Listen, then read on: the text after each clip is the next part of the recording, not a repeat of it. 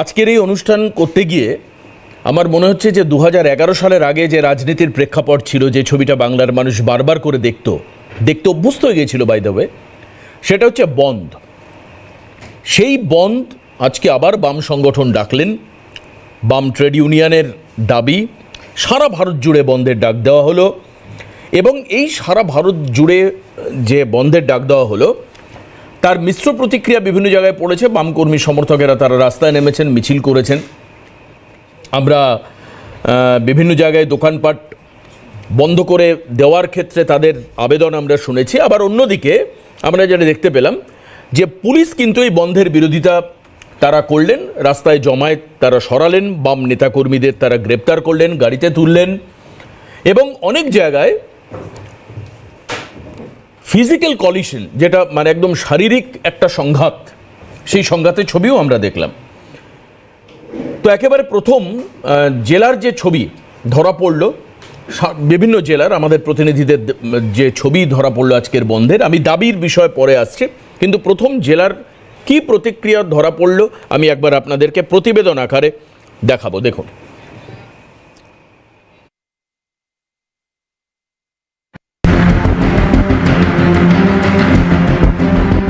শ্রমকোড বাতিলের দাবিতে দেশজুড়ে ধর্মঘটের ডাক কেন্দ্রীয় ট্রেড ইউনিয়নগুলির। বন্ধের প্রভাব পড়ে বাংলাতেও, দক্ষিণের জেলায় জেলায় বাস ট্রেন অবরোধ। আসানসোলে ব্যাপক উত্তেজনা, পুলিশের সঙ্গে ধস্তাধস্তি, বন্ধের বিরোধিতায় পথে নামে তৃণমূল। বাম সমর্থকরা গাড়ি আটকালে পার করায় শাসক দল, একে অপরের বিরুদ্ধে ওঠে স্লোগান। বর্ধমানের কার্জন গেট চত্বরে জিটি রোড অবরোধ করে বন্ধ পালন বাম সমর্থকদের। বাম শ্রমিক সংগঠনের ডাকা ভারত বন্ধের মিশ্র প্রভাব বীরভূমে। নলহাটি, রামপুরহাট, সিউড়ি, দুবরাজপুর সহ বিভিন্ন এলাকায় মিছিল বাম সমর্থকদের। ফলে সরকারি বাস চললেও বন্ধ ছিল বেসরকারি বাস চলাচল। রামপুরহাট স্টেশনে ঢুকতে গেলে বাধা দেয় রেল পুলিশ, বাধে ধস্তাধস্তি। বাঁকুড়ার বড়জোড়ায় বাঁকুড়া দুর্গাপুর রাজ্য সড়ক অবরোধ করে বিক্ষোভ ধর্মঘটীদের। ধর্মঘটের আংশিক প্রভাব বিষ্ণুপুরে। জেলা শাসকের দপ্তরের সামনে পিকেটিং ব্যর্থ করতে পথে নামে তৃণমূলও। পিকেটিং পাল্টা পিকেটিংয়ে উত্তেজনা, মাঠে নামে পুলিশও। দুর্গাপুরের অন্ডালে 19 নম্বর জাতীয় সড়ক অবরোধ করে বিক্ষোভ সিপিএমের কর্মীদের। টায়ার জ্বালিয়ে চলে বিক্ষোভ। ঘটনাস্থলে পৌঁছে অবরোধ তোলে অন্ডাল থানার পুলিশ। পাশাপাশি দুর্গাপুরের স্টেশন অবরোধ, রেল লাইনে বসে পড়ে বিক্ষোভ সিটু কর্মী সমর্থকদের। ধর্মঘটের মিশ্র প্রভাব হলদিয়া শিল্পাঞ্চলে। বামেদের মিছিল ও ট্রেন অবরোধ। অবরোধকারীদের সরিয়ে পরিস্থিতি স্বাভাবিক করে রেল পুলিশ। কাঁথির মেচেদা বাইপাসে দীর্ঘক্ষণ অবরোধের ফলে ব্যাহত হয় যান চলাচল। অবরোধ তোলার চেষ্টা করলে পুলিশের সঙ্গে বচসা। অবরোধকারীদের টেনে হিঁচড়ে সরানোর পাশাপাশি 3 বাম নেতাকে তোলা হয় প্রিজন ভ্যানে। পুলিশের গাড়ি আটকে চলে বিক্ষোভ। পরবর্তীতে 3 বাম নেতাকে থানায় নিয়ে যায় পুলিশ। বন্ধের প্রভাব পশ্চিম মেদিনীপুরের দাঁতনে। মিশ্র প্রভাব ঘাটালে এদিকে রাস্তায় নেমে বাস আটকানোর চেষ্টা করলে 8 জন বাম কর্মীকে আটক করে মেদিনীপুর কোতোয়ালি থানার পুলিশ। ধর্মঘটের মিশ্র প্রভাব হুগলিতেও। পান্ডুয়া স্টেশনে রেল অবরোধ। বর্ধমান হাওড়া লোকাল পান্ডুয়া স্টেশনে ঢুকতেই রেল লাইনের উপর অবরোধ শুরু করে বাম সমর্থকরা। চরম সমস্যায় পড়তে হয় নিত্যযাত্রীদের। পাশাপাশি রিষড়া ও কর্ণগর স্টেশনের মাঝে অবরোধ, আটকে পড়ে হাওড়া ও ব্যান্ডেলগামী ট্রেন। পরে অবরোধকারীদের হটিয়ে দেয় রেল পুলিশ। তারকেশ্বরে রেল অবরোধের পাশাপাশি একাধিক রাস্তা অবরোধ বামেদের কৃষক, ক্ষেত মজুর সংগঠন এবং সিটুর। বন্ধের সমর্থনে ডোমজুড়ে বাস লরি থামানোর পাশাপাশি দোকান বন্ধের চেষ্টা। লরি থেকে চালকদের নামানোর চেষ্টা করলে ঘটনাস্থলে পৌঁছে লাঠি চালায় পুলিশ। ঘটনায় আহত হন 2 জন, আটক 2 বাম সমর্থক। কোনা এক্সপ্রেসওয়েতে অবরোধ তুলতে গেলে ধর্মঘটীদের সঙ্গে বচসা এবং ধস্তাধস্তি বাধে পুলিশের। বন্ধের আংশিক প্রভাব ঝাড়গ্রামে। সরকারি বাস চললেও তার সংখ্যায় অনেক কম। দোকানপাট খোলেনি বললেই চলে। বন্ধ সফল করতে কাটোয়ায় পূর্বস্থলীর সমুদ্রগড় রেল স্টেশন বামেদের রেল অবরোধ কর্মসূচি। এরপরেও কেন্দ্রীয় সরকারের টনক নড়বে কি? সাধারণ মানুষের কথা কি ভাবা হবে? ক্যালকাটা নিউজ। দেখুন, একটা কথা আমি খুব পরিষ্কার বলছি, এই ছবিগুলো দেখে আমি কোনো জায়গাতে অতি উৎসাহী হচ্ছি না যে বন্ধ সফল হয়েছে, আবার কোথাও আমি মুহ্যমানও হয়ে পড়ছি না। কিন্তু প্রশ্নটা যেখানে, যে এই যে বন্ধের যে ছবিটা আপনারা দেখছিলেন, এই বন্ধ আজকে বাংলার মানুষ বা সারা ভারতবর্ষের মানুষ, যেহেতু সারা ভারতের বন্ধ ছিল, আজকে বাংলার মানুষ কি জানেন যে কোন কোন দাবিগুলো নিয়ে আজকের বন্ধ ডাকলো বাম ট্রেড ইউনিয়ন? যদি বাংলার মানুষ প্রত্যেকে জানেন, তারা যদি অবগত থাকেন, তাহলে একটা বিষয়। কিন্তু যেটা আমার মনে হয়েছে যে এই দাবিগুলোকে মানুষের সামনে তুলে ধরার যে সদর্থক প্রয়াস, সেটাও কি বাম কর্মী সমর্থকরা তারা গ্রাসরুট লেভেলে, যে বামেদেরকে আমরা দেখে এসেছি আগে তারা যখন শাসক ছিলেন, সেটা তারা করতে পারলেন? আমি দাবিগুলো একবার আপনাদেরকে পরিচয় করাবো, এবং হয়তোবা এই প্রথম কোনো প্যানেলে পশ্চিমবঙ্গের মধ্যে টিভি মিডিয়ায় এই পয়েন্টগুলো দেখানো হচ্ছে যে কোন কোন দাবিতে আজকে ট্রেড ইউনিয়নের বন্ধটা ছিল। দাবি না জানলে বন্ধের যৌক্তিকতা, অযৌক্তিকতা, গ্রহণযোগ্যতা বা বর্জন, এটা তো মানুষ করতেই পারবেন না। আমি একবার দ্রুত দেখাবো কোন কোন দাবিতে হলো বন্ধ, মানে বন্ধ ডাকা হলো। 1 নম্বর দেখুন, 10টি দাবি, তার মধ্যে শ্রম কোড বাতিল করতে হবে, 1 নম্বর পয়েন্ট। 2 নম্বর কি ছিল দাবি? 2 নম্বর দাবি হচ্ছে মাসিক ন্যূনতম মজুরি 26,000 টাকা এবং পেনশন 9,000 টাকা করতে হবে, এই দাবিটাও আজকে ছিল। 3 নম্বর পয়েন্টে আমরা যাই। 3 নম্বর পয়েন্ট হচ্ছে স্থায়ী পদে অস্থায়ী শ্রমিক নিয়োগ করা চলবে না, অর্থাৎ স্থায়ী পদে স্থায়ী শ্রমিক নিয়োগ করতে হবে। পরের পয়েন্টে আমরা যাব। পরের পয়েন্ট হচ্ছে 45 দিনের মধ্যে ট্রেড ইউনিয়নের রেজিস্ট্রেশন সার্টিফিকেট দিতে হবে। তারপরের পয়েন্টে যাব। মূল্যবৃদ্ধি রোধ করতে হবে, গণবণ্টন ব্যবস্থাকে জোরদার করতে হবে। পরের পয়েন্টে যাই। এইগুলো সমস্তই হচ্ছে এজেন্ডা বন্ধের। দেশের সম্পদ বেসরকারীকরণ করা চলবে না। পরের পয়েন্টে আমরা দেখি, কৃষকের ফসলের লাভজনক দাম দিতে হবে। পরের পয়েন্টে যাই, সার এবং বিদ্যুতের ভর্তুকি বাড়াতে হবে, অর্থাৎ এর অর্থ হচ্ছে সার এবং বিদ্যুতের দাম কমাতে হবে। সাধারণ মানুষ যারা কনজিউমার তারা যাতে কম দামে সার এবং বিদ্যুৎ পান। কৃষি ঋণ মুকুব করতে হবে, এটাও একটা দাবিগুলোর মধ্যে অন্যতম একটা দাবি। কৃষি ঋণ মুকুব করতে হবে। ফসল বীমা চালু করতে হবে।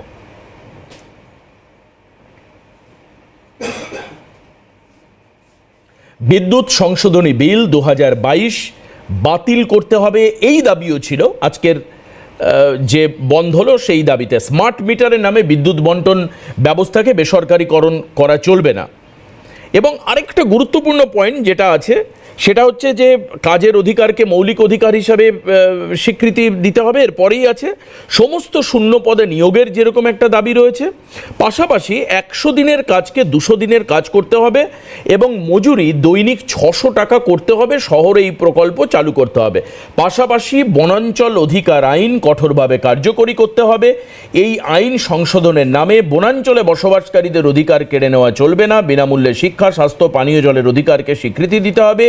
অতি ধনীদের উপর কর চাপাতে হবে, অর্থাৎ কর্পোরেট কর বাড়াতে হবে। সম্পদ কর এবং উত্তরাধিকার কর চালু করতে হবে। সংবিধান এবং গণতন্ত্রকে রক্ষা করতে হবে। এই হচ্ছে মূলত দাবি। আমি আলোচনায় চলে আসি।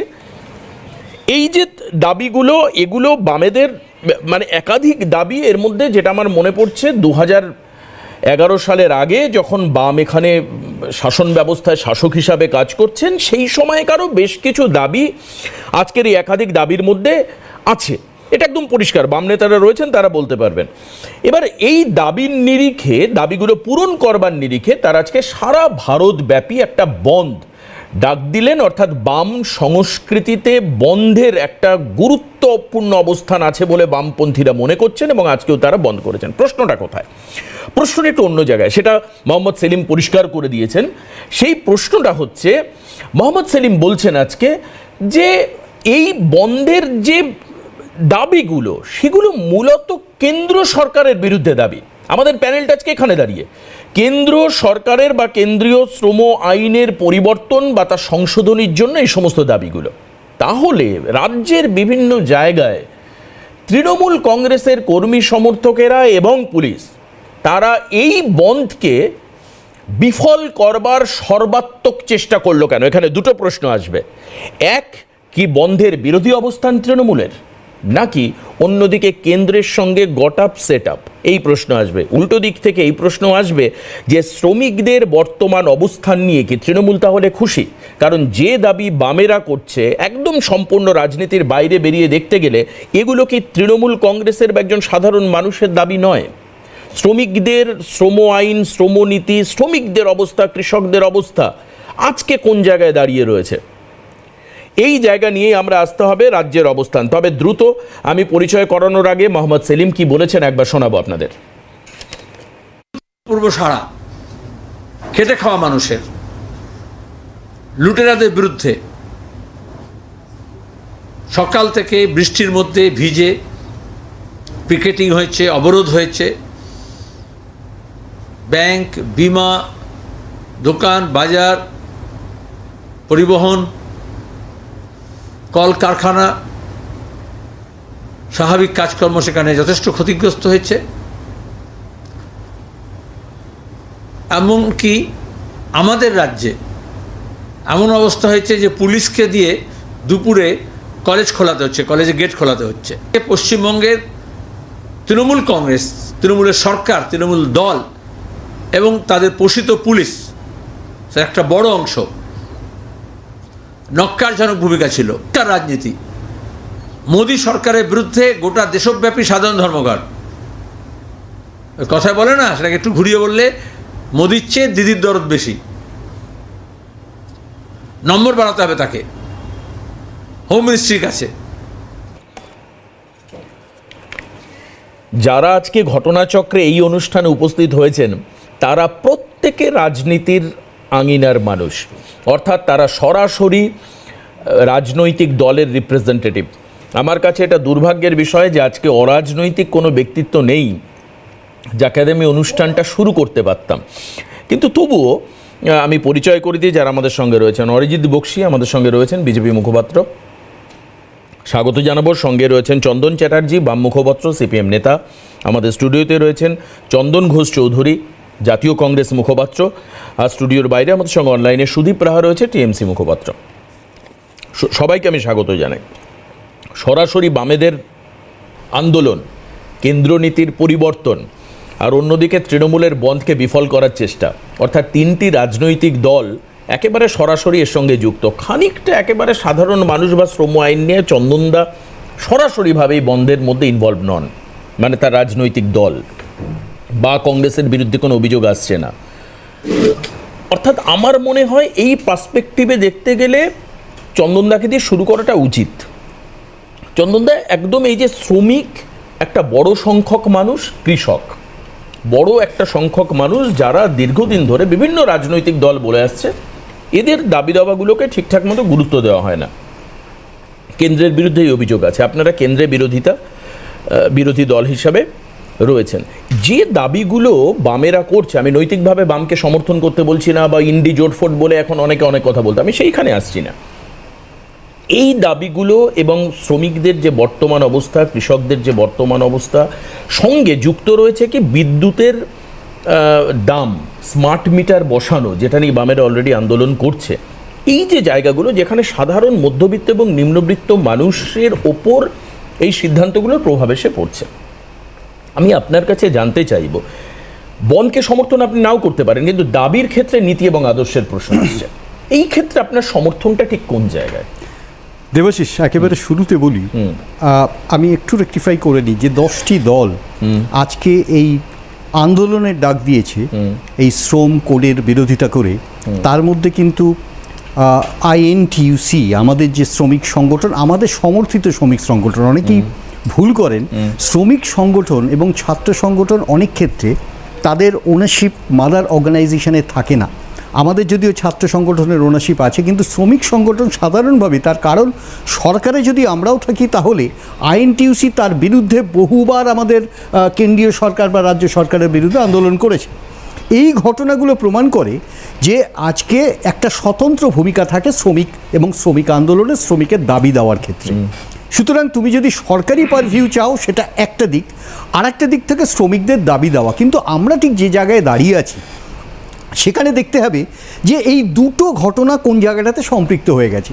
দেখো, খুব সিম্পলি একটা কথা বলি, শ্রমিক কোড নিয়ে আজকে যে ব্যাপক আলোচনা হচ্ছে বা এই আন্দোলনটা সার্বিকভাবে সারা ভারতবর্ষ জুড়ে, তার প্রধান কয়েকটা শর্ত আছে, যে শর্তগুলো একেবারে চোখের সামনে না মানার ঘটনা। দেখো, তুমি প্রথমত 10টা এবং তারপরে আরও 6টা প্যারালালি মানে সাব ক্যাটাগরিকে তুমি দেখালে, তার মধ্যে ভেরি স্পেসিফিক্যালি একটি ক্যাটাগরি আছে যে ক্যাটাগরি প্রমাণ করছে যে এই যে যে যে যে সরকারি ব্যবস্থা বা সরকারি সম্পত্তিকে বিকেন্দ্রীকরণ বা কর্পোরেটাইজ করবার যে উদ্দেশ্য, সেটা তো আমরা দেখেছি আজকে নবরত্নের ক্ষেত্রে। অর্থাৎ সারা ভারতবর্ষে যখন industrial revolution first second industrial 5th year plan পঞ্চবার্ষিকী, সেই সময় তৈরি হওয়া ভারতের গরিমা লাভজনক যেসব সংস্থা, সেই সংস্থাগুলো কিভাবে বেসরকারীকরণ হচ্ছে এবং প্যারালালি এফডিআই কনসেন্ট্রেট কোথায় করছে এবং সেই টাকাগুলো কিভাবে কিছু কিছু মানুষকে ধনী করছে এবং খুব স্বাভাবিকভাবে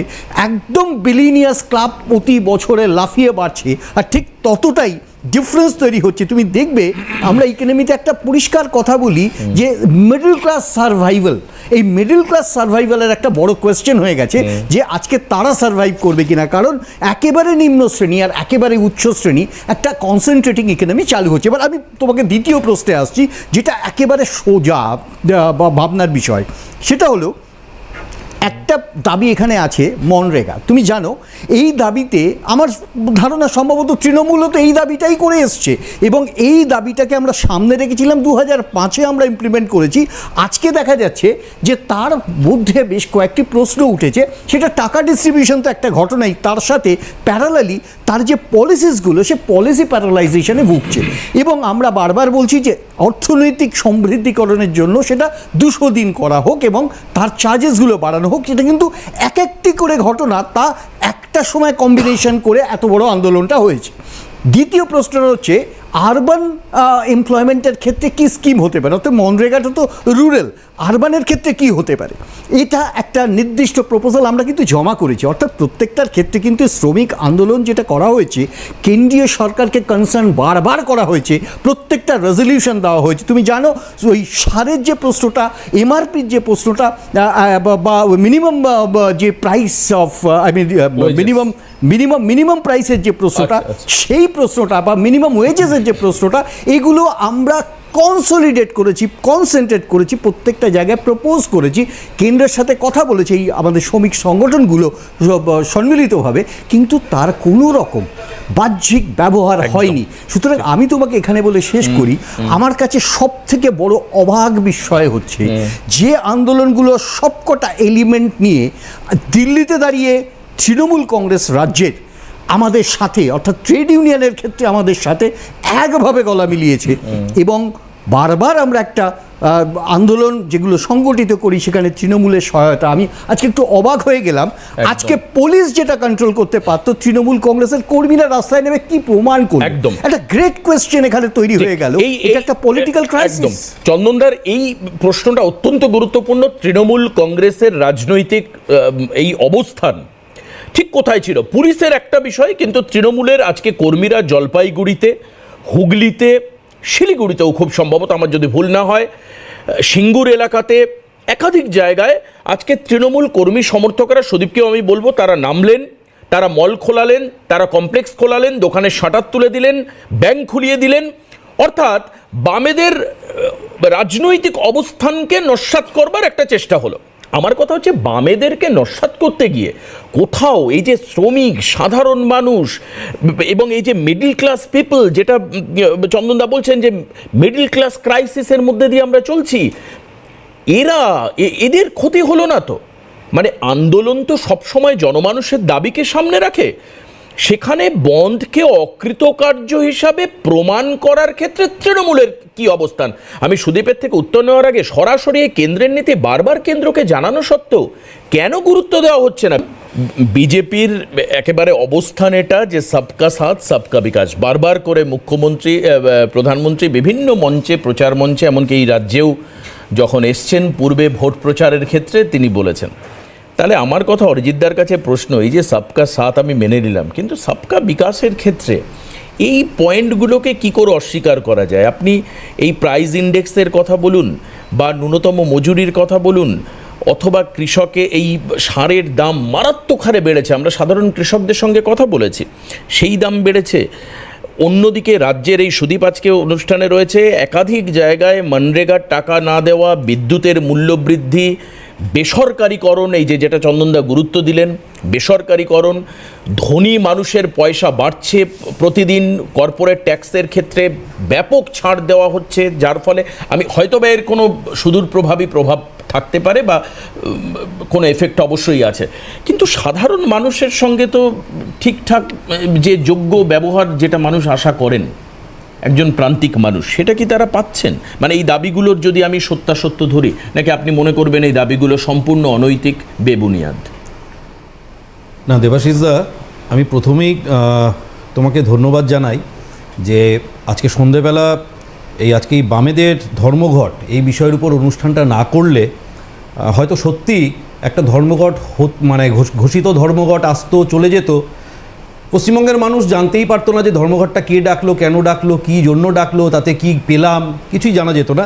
তা অন্তত বামেদের পক্ষ থেকে তোমাকে একটা শুভেচ্ছা বার্তা আসা উচিতই, যে তোমার এই প্রোগ্রামের মাধ্যমে অন্তত কিছু মানুষ জানতে পারলো যে আজকে ধর্মঘট বলেও কিছু একটা ছিল, আর তার আবার বিষয়বস্তু 2-10টা ছিল। যাই হোক, আমি সেদিকে যাচ্ছি না। আমি যেটা বলতে চাইছি যে অনেক প্রশ্ন, অনেক আলোচনা চন্দনদা বললেন, সিনিয়র মানুষ ঠিকই বলেছেন, ভুল বলেননি। ঠিকই এয়ার ইন্ডিয়ার কথা মনে পড়ে যাচ্ছে।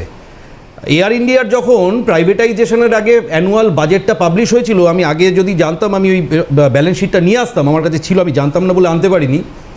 তাতে দেখা গেছিল বছরের পর বছর কংগ্রেসের নেতারা ঘন্টার পর ঘন্টা ফ্লাই করেছে ফ্রিতে, টিকিটের পয়সা দেয়নি। লক্ষ লক্ষ কোটি কোটি টাকা এয়ার ইন্ডিয়ার বাকি পড়েছিল কংগ্রেসি জমানার নেতাদের বিমান পরিবহন সুব্যবস্থার নেওয়ার জন্য, ফেসিলিটি নেওয়ার জন্য। আচ্ছা, অর্ডিন্যান্স ফ্যাক্টরি বোর্ড যারা অ্যামুনিশন বানায়, বন্দুক, অস্ত্র, বারুদ এ সমস্ত বানায়, অর্ডিন্যান্স ফ্যাক্টরি বোর্ডটাকে তো টোটাল তুলে দেওয়ার বন্দোবস্ত করে দিয়ে গেছিল। যে অর্ডিন্যান্স ফ্যাক্টরি বোর্ড একটার পর একটা ইউনিট লোকসানের মুখ দেখতে দেখতে দেখতে দেখতে বন্ধ হওয়ার সম্ভাবনা হয়েছিল, আজকের দিনে সেই অর্ডিন্যান্স ফ্যাক্টরি বোর্ড, ওএফবি বলে যাকে আমরা জানি, তারা লাভ নয়, শুধু একটা সম্মানজনক লাভ দেখাচ্ছে এবং ভারতবর্ষের বাইরে বিভিন্ন অ্যামুনিশন এবং অস্ত্র রপ্তানি করছে।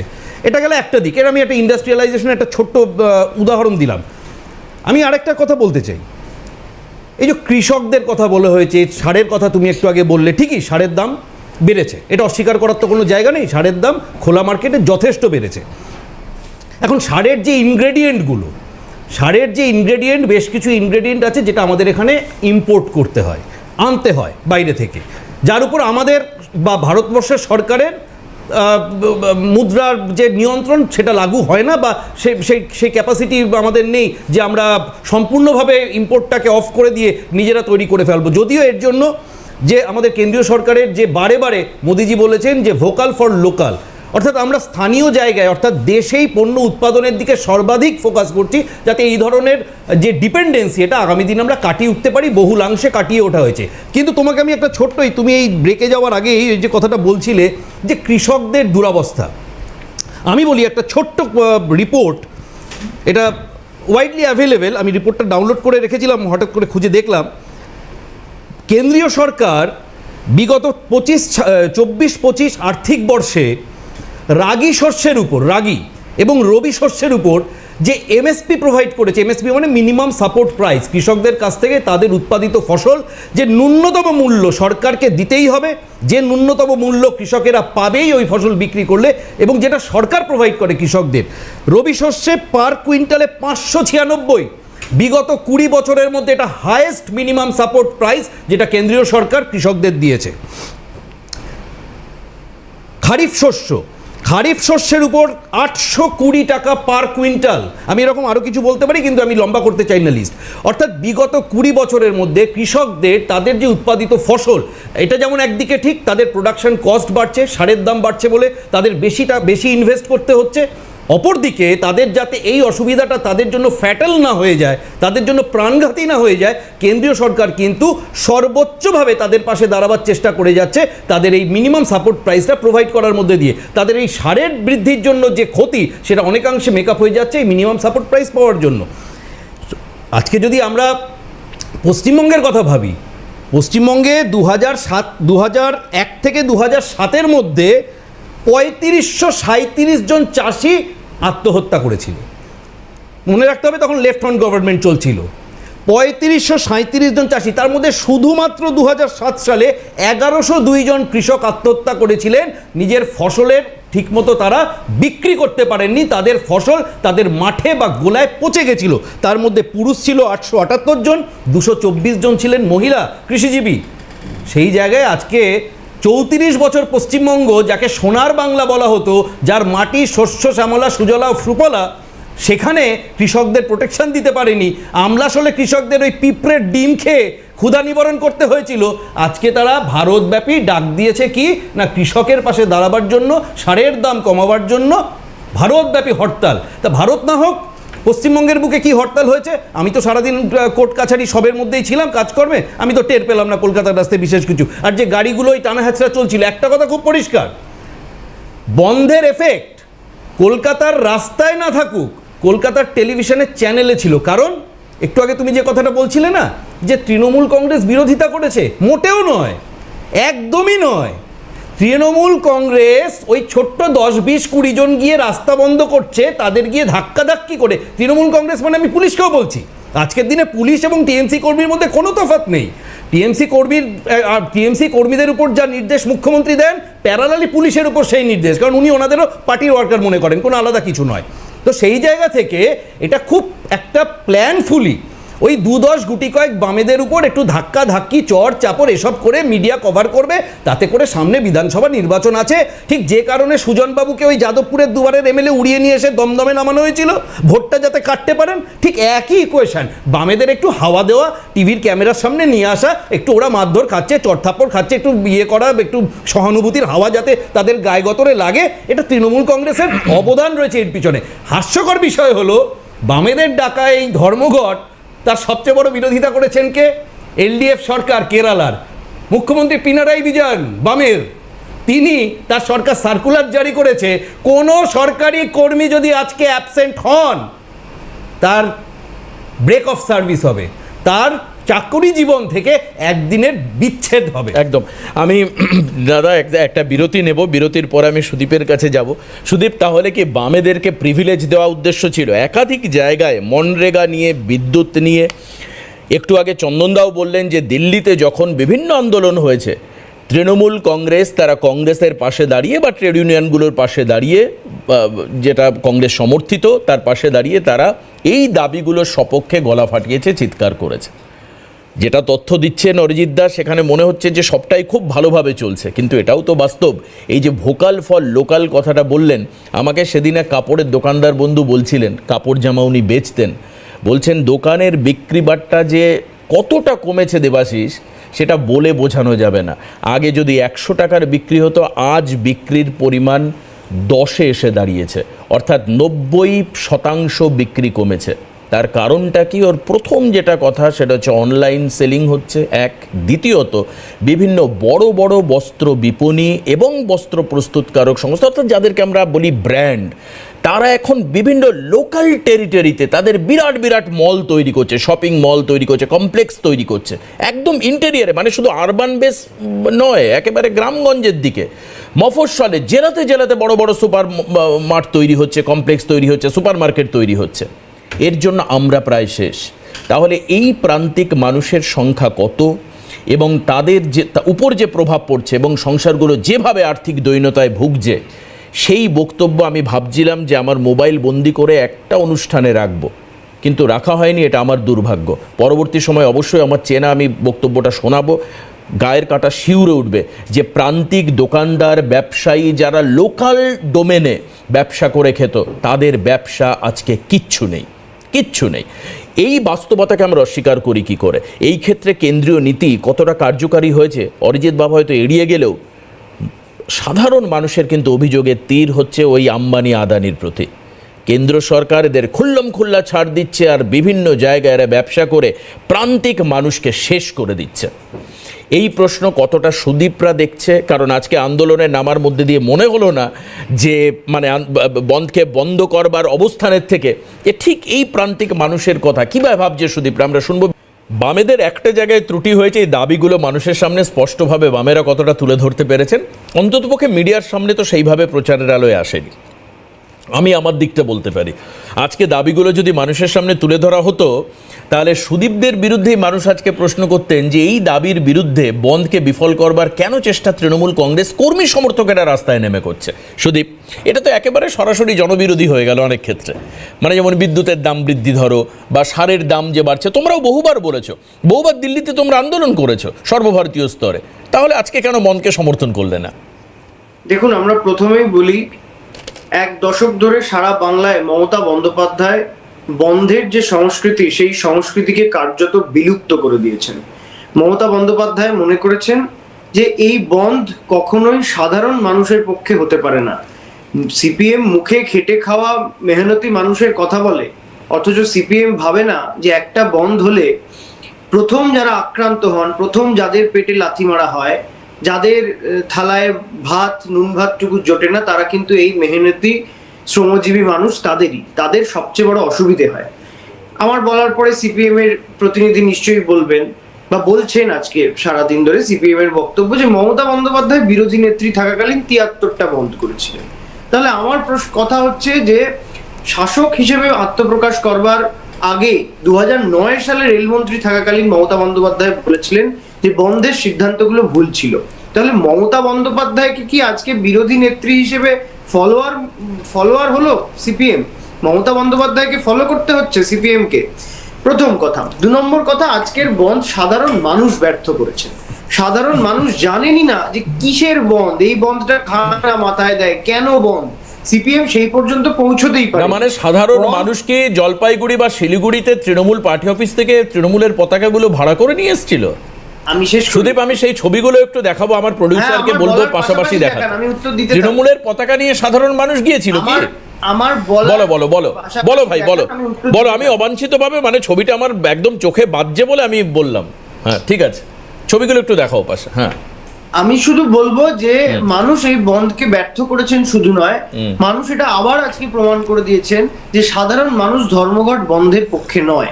সিপিএম আজকে বাংলায় কেন আন্দোলন, তো কেন্দ্রের সরকারের বিরুদ্ধে। আমি বলার আগে আপনার সিএন নিউজে এখানে যে ছবিগুলো চলছিল, আমি তো দেখলাম রাস্তায় অগ্নিসংযোগের চেষ্টা করা হয়েছে। বন্ধ যদি মমতা সরকারের বিরুদ্ধে না হয়, মোদী সরকারের বিরুদ্ধে হয়, তাহলে বাংলার রাস্তায় পুলিশকে সামনে দাঁড় করিয়ে রেখে সেখানে অগ্নিসংযোগের চেষ্টা হবে কেন? যদি কেন্দ্রীয় সরকারের বিরুদ্ধে বন্ধ হয়, তাহলে কলকাতা পুলিশের বাবা মা তুলে গালাগাল দেওয়া হবে কেন? যদি বন্ধ কেন্দ্রীয় সরকারের বিরুদ্ধে হয়, তাহলে এসএফআই এর কলকাতা জেলার সভাপতি তিনি কেন পুলিশকে ঘুষি মারবেন? এই প্রশ্নগুলো রইল। দ্বিতীয়ত, আমি বলবো যে বিজেপির বন্ধু তিনি অনেকগুলো কথা বললেন এবং আপনিও একটা খুব সুন্দর সংযোজন করেছেন, আমি সে প্রসঙ্গে আসছি। বিজেপির বন্ধু বললেন মোদিজি তো বলেছেন যে আমরা vocal for local, local for vocal. আমি বলবো যে বলছে সারের ইনগ্রেডিয়েন্ট ভারতবর্ষে আমরা তৈরি করতে পারছি না।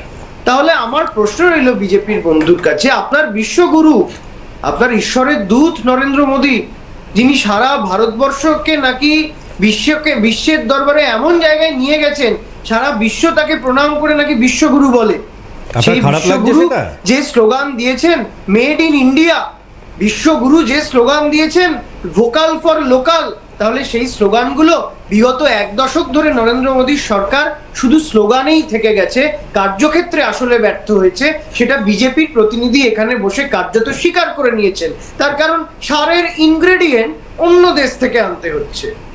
দ্বিতীয়ত, আমাদের সাংবাদিক দেবাশিস দা তিনি বললেন যে ছোট ছোট কাপড়ের দোকানের কোনো একজন মালিক তার কাছে দুঃখ প্রকাশ করেছে।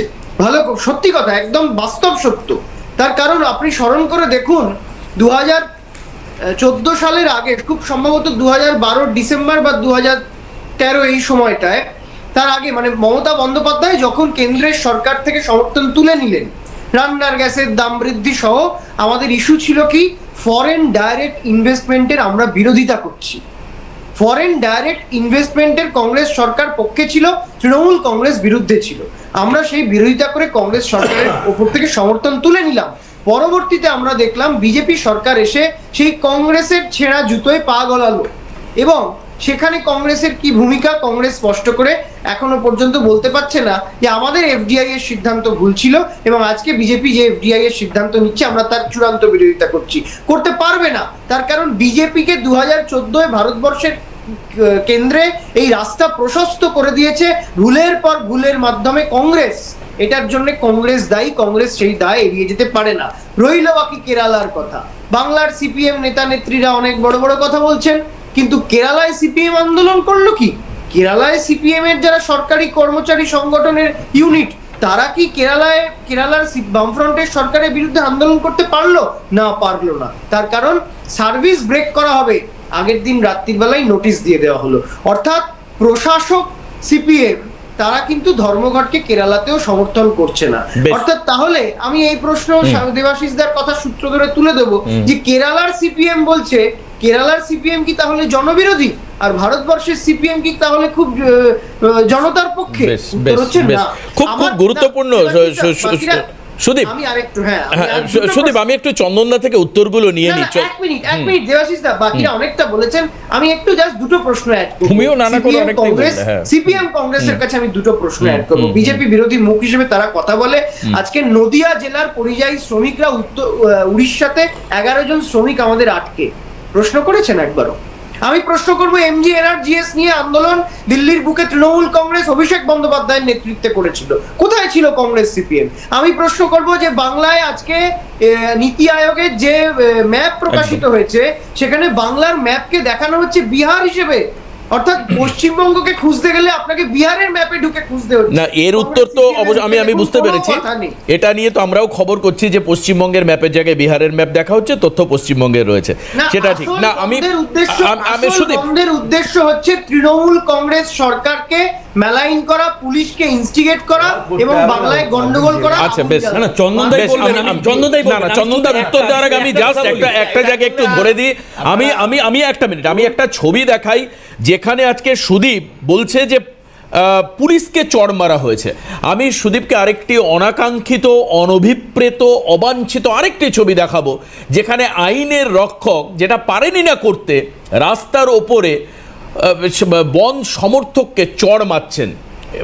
আইনের দিক থেকে এটা সম্পূর্ণ অনৈতিক। দেখুন সেই ছবি, দেখুন বয়স্ক মানুষ, তাকে ঠাঁটিয়ে চড় মারছে পুলিশ। দেখতে পাচ্ছেন সেই ছবি।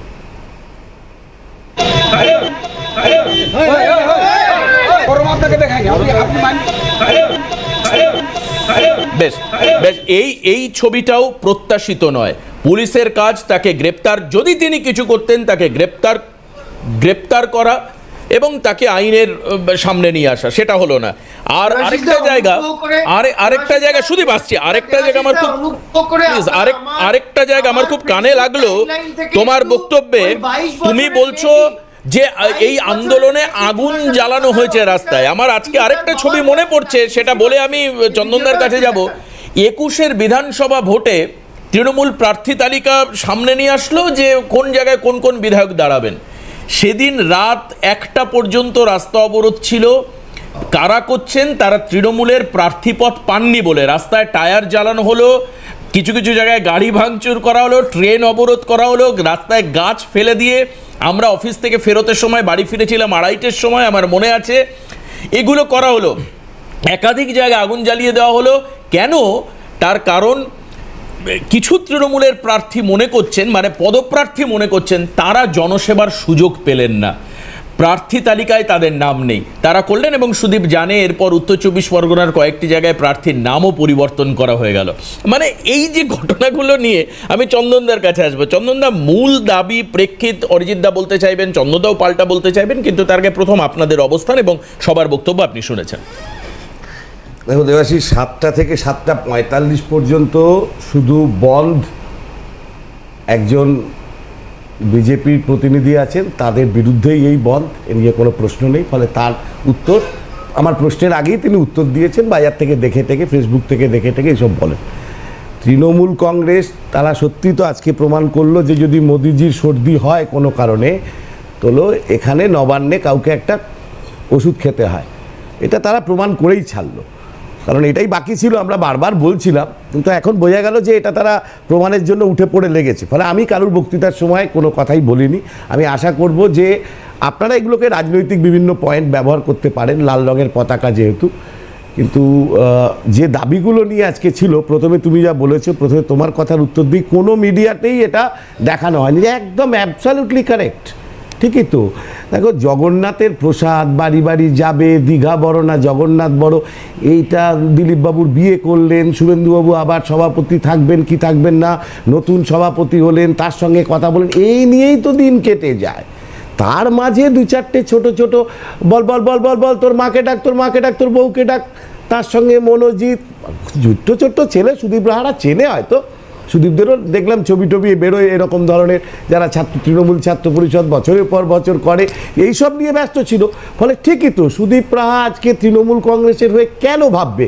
ওর ভাই বা বোন যে আজকে পড়াশুনো করছে, তাকে তো ভাবতে হবে, সে পড়াশুনোর সঙ্গে সঙ্গে রান্না করা শিখছে। জানো ভাই সুদীপ, সাউথে চাকরি করতে গেলে ইডলি ধোসা উত্তাপাম, পাঞ্জাবে চাকরি করতে গেলে তাকে মাকাই কা রুটি আর সরষো কা শাক বানানো শিখছে বাংলার ছেলেরা। কেন জানো?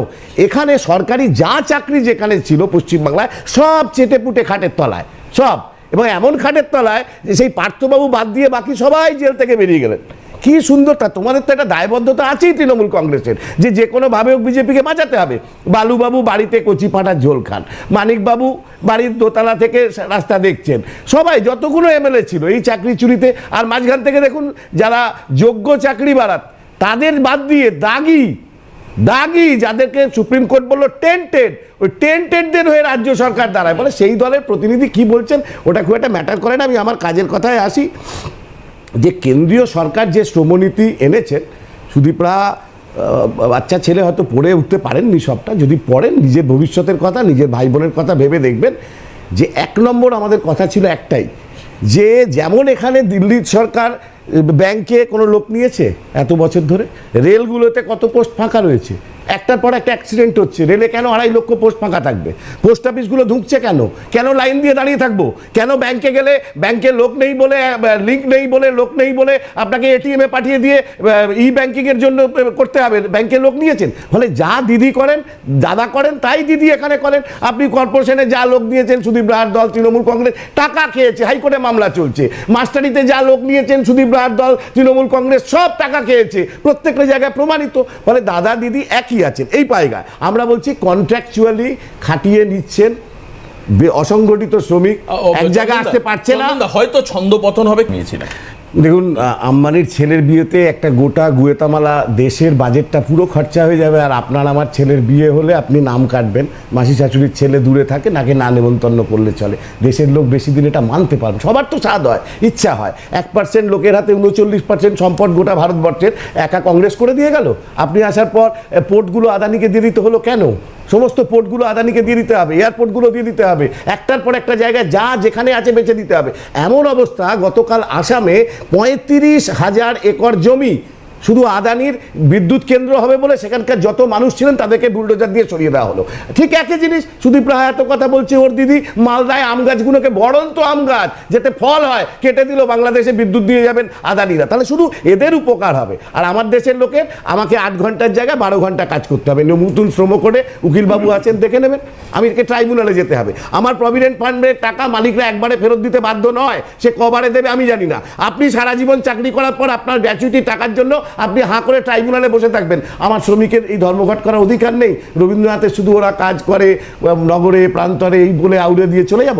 বা ফলে আমাদের আজকে নামতে হয়েছে গোটা দেশে মিনিমাম সাপোর্ট প্রাইস কৃষককে। কত বড় ফেরেববাজ এই সরকার জানেন? গোটা দিল্লি অবরুদ্ধ হয়ে গেল ট্র্যাক্টর দিয়ে, থর করে কাঁপছে। 56 ইঞ্চির ছাতি তখন 6 ইঞ্চিতে এসে ঠেকেছে। গুলি চালাচ্ছে, রাবার বুলেট চালাচ্ছে, জল চালাচ্ছে। পাঞ্জাব, হরিয়ানা, উত্তরপ্রদেশ থেকে ট্রাক্টর গিয়ে দিল্লি ঘিরছে, বললো হাম লোক আপকো পরে আপনাকে মিনিমাম সাপোর্ট প্রাইস দেবো। এখন রাগি দেখাচ্ছেন। রাগি তো সবচেয়ে বেশি হয় অন্ধ্রপ্রদেশে আর কর্ণাটকে।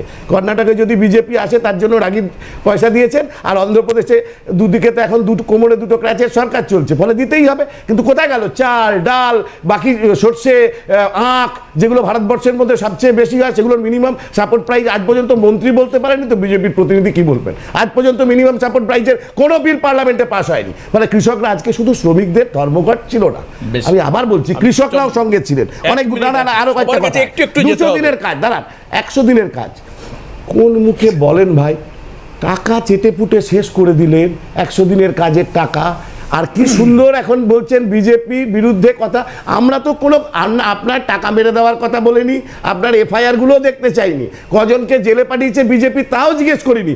আমরা শুধু বলেছি আপনাদের দুজনের এই ফেরেববাজির খেলায় আপনি টাকা মেরে দেবেন আর ওরা টাকা দেবে না বিজেপি। ছোট্ট করে। এই টাকাটার মাঝখানে সাধারণ গ্রামের মানুষ কেন ভুগবে? একদম সময় নেই কিন্তু হাতে। জায়গায় 200 দিনের কাজ যায়, এর মধ্যে আপনার পুলিশ, তার জন্য আপনার পুলিশকে কাজে আমি লাগাতে চেষ্টা হয়। করছি চন্দন, এক লাইনে যেতে পারে না, যে পুলিশ অন্যদের বাঁচাতে পারে না তারা। হ্যাঁ চন্দন, না, আমি একদম এক লাইনে একটি কথা বলবো। সুদীপের একটা বড় ভুল হলো এফডিআই এর ক্ষেত্রে তাদের অবস্থান। আজকে এফডিআই এর জন্য বিজনেস সামিটে কত ইনভেস্টমেন্ট করতে হয়েছে? 2100 কোটি টাকা, তার বিনিময়ে 13% ইনভেস্টমেন্ট হয়েছে, অ্যান্ড দ্যাট ইজ এফডিআই। আজকে ফরেন ইনভেস্টমেন্ট স্পেনে দাঁড়িয়ে কার কথা বলা হচ্ছে? আজকে এই ধরনের অরিজিৎ দা ছোট্ট করে এক লাইনের বিভ্রান্তকর কথা না বলে সময় কম, খুব ছোট্ট করে বলি খুব যে ছোট, আমার কিছু করার নেই। বড় বড় যে মানে এত তাত্ত্বিক অনেক কিছু interesting আমাদের আলোচনা। হ্যাঁ, চন্দনদা হ্যাঁ। বললেন, এই সব কিছু ইমপ্লিমেন্ট করার জন্য 34 বছর পশ্চিমবঙ্গে পেয়েছিলেন। পশ্চিমবঙ্গটাকে যখন ছেড়ে গেছিলেন, কেন্দ্রীয় নীতিকে কি করে বামেরা চেঞ্জ করবে? সুদীপ ছোট্ট করে। না না না, আপনি এড়িয়ে যাবেন না। কেন্দ্রীয় সরকারের কথা বলছি। প্লিজ সময় একদম নেই দাদা, সময় নেই। প্লিজ বাম বিজেপি দাদা, প্লিজ সুদীপ ছোট্ট করে।